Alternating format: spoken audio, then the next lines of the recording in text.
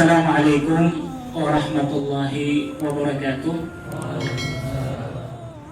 Nanti di hari kemudian semua lari ke nabi-nabi untuk meminta pertolongan pada hari yang dahsyat tersebut. Semua menolak, tidak sanggup, karena memikirkan diri mereka juga seperti apa nanti tidak tahu. Sampai kepada Nabi Muhammad SAW yang disebut dengan syafaat. Ini yang kita harapkan, syafaatul ummah, syafaatnya yang teragung dari Nabi Muhammad SAW yang sudah kita harapkan dari syafaat itu. Alangkah teganya kita kalau menyakiti keturunannya Nabi besar Muhammad SAW. Pertanyaannya yang kedua, bagaimana kalau dua ada yang bertentangan?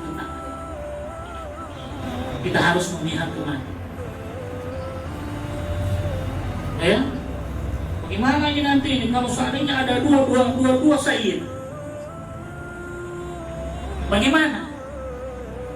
Ingat apa yang disampaikan oleh Nabi besar Muhammad SAW ketika ada seseorang meminta keringanan dari Bani apa maksudnya, atau dari orang bangsawan wanita yang melakukan pelanggaran agar supaya tidak dilakukan hukuman kepada orang tersebut karena dia termasuk anak bangsawan.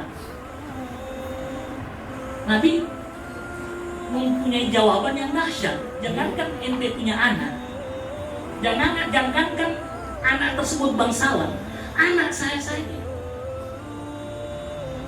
yang dikatakan oleh Nabi Muhammad bid'atun minni, belahan hatiku, bagian dariku. Law anna Fatimah binta Muhammad. Ya, ini kalau orang yang belajar nahwu ini mudhafun ilaih. Mudhafun ilaih itu mempunyai tiga arti. Ini masih ingat ya Ustaz Anas? Pertama, min. Yang kedua, li, memiliki. Kemudian yang ketiga terakhir. Pertama, min, bagian.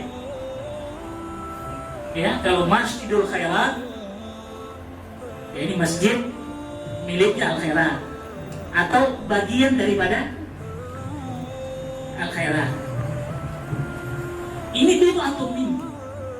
Law anna Fatimah binta Muhammadin sarakat, mencuri, la qata'tu yadaha, walaupun ini tidak akan terjadi kepada anaknya baginda Rasulullah SAW.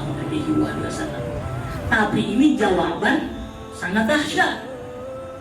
Begitu. Sangat sampai Nabi Muhammad mengatakan lau itu lil ba'i, tidak akan terjadi kepadamu. Apa kaitannya?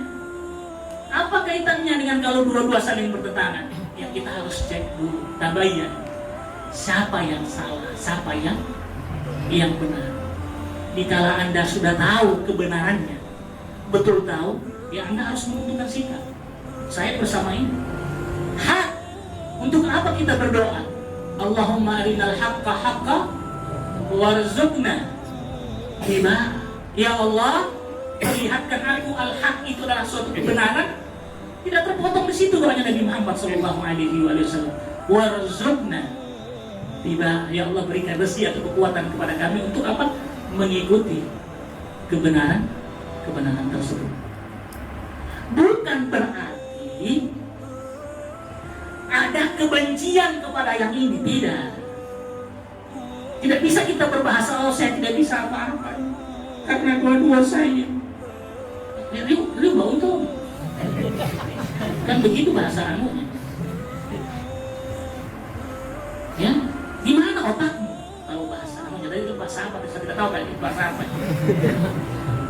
Ya. Allah akan berikan kita akal. Dalam konsep Al-Quran harus tabayyun dulu. Tidak cepat-cepat menghukumi orang ini baik atau tidak. Datang seseorang kepada Sayyidina Umar.